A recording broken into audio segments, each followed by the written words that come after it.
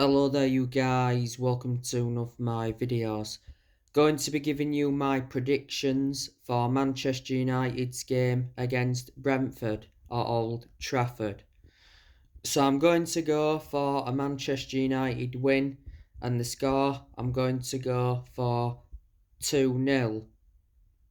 And the goal scorers I'm going to go with Marcus Rashford and Bruno Fernandes.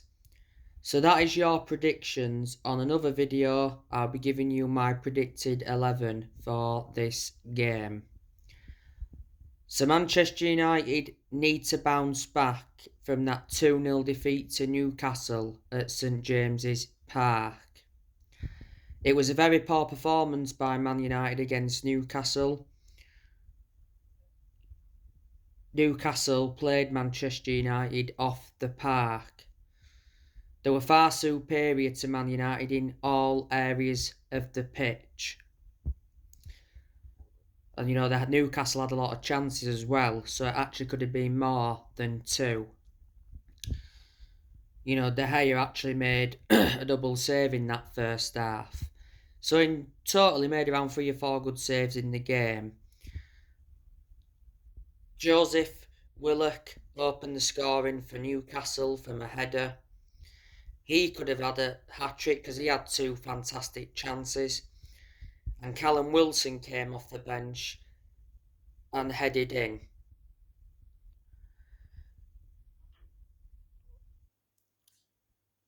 After the game, obviously Erik ten Hag said Magpies were more determined. Obviously Newcastle have gone up to 3rd in the league. They've overtaken Man United. Man United are winless in the last 3 league games. And we haven't even scored 1 goal in the last 3 league games. This will be a difficult game against Brentford. Brentford are in form. They're 7th in the league. They drew the last game with Brighton 3-3. The players Brentford have got, they've got Ivan Toney. He's probably the best player Brentford have got. Man United have been tentatively linked with Ivan Toney. Brian Mbeumo's a good attacking player. Nathan Young-Coombs. Mikael Damsgaard. Christian Norgard. Shandon Baptiste. Keane Lewis Potter's injured at the moment. Brentford got him from Hull. Pontus Jansson, he's a former Leeds United player. They've got Rico Henry, who's a defender. Finn Stevens. Ben Mee, they got him from Burnley.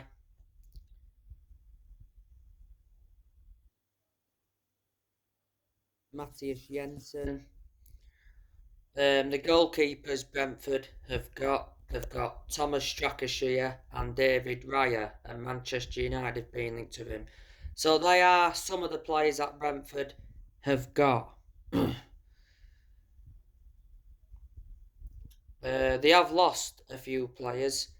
Don't forget they loaned Sergi Canos out to Olympiacos. They let Ollie Watkins go. They let Ben Rama go. So they are a few of the players that Brentford have lost. Last season was Brentford's first season in the Premier League. Don't forget, Brentford were out of the top flight for 70 odd years. The Brentford manager is Thomas Frank. He's been the Brentford manager for over 4 years. He got appointed in as the Brentford manager back in October 2018. At one point, he was the Brentford assistant, and before, Thomas Frank managed Bromby, and he managed Denmark's under 19s and Denmark's under 17s. Manchester United won this fixture against Brentford at Old Trafford last season 3-0. Manchester United got thrashed by Brentford at the Brentford Community Stadium 4-0 on the second game of the season. That was a setback, but Manchester United recovered from that well. In that game, it was 4-0 at half time. Now, Eriksen, he's still out with an ankle injury. I think this game's come too soon for him. Casemiro won't be playing any part in this game because he's still suspended. Man United's midfield looks poor, that Casemiro there. When Casemiro plays in that midfield, he always seems to make the difference.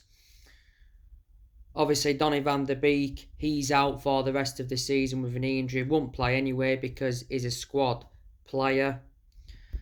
Garnacho, he's obviously out with injury. He came off injured in the 0-0 draw with Southampton.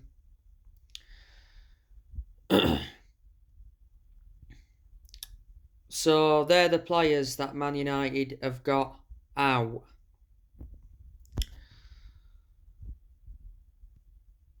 Despite the 2-0 defeat to Newcastle, it hasn't changed my perception on Ten Hag. I still believe he's the right manager for Man United. I'm backing him.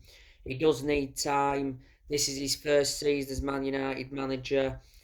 Don't get me wrong, there has been some games this season where I've questioned his decisions, and so too have a lot of United fans. Erik Ten Hag is our best manager since Ferguson.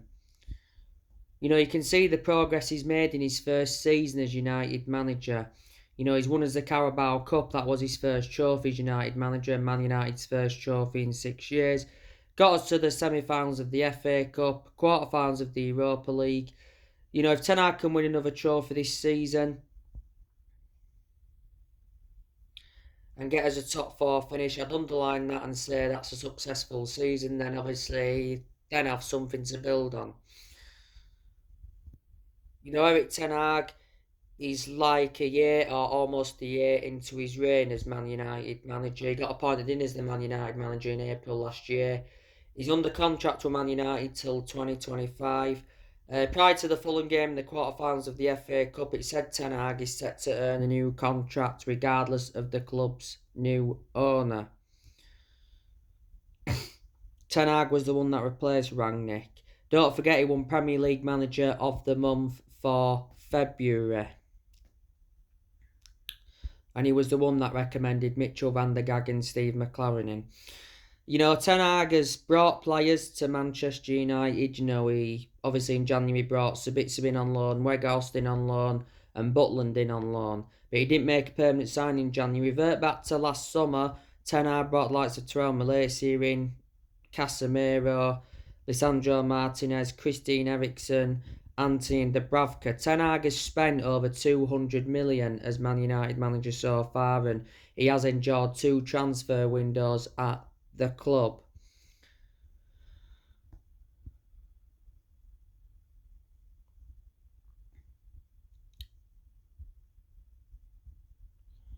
Let me put into the equation, Ten Hag has let a lot of players go as well.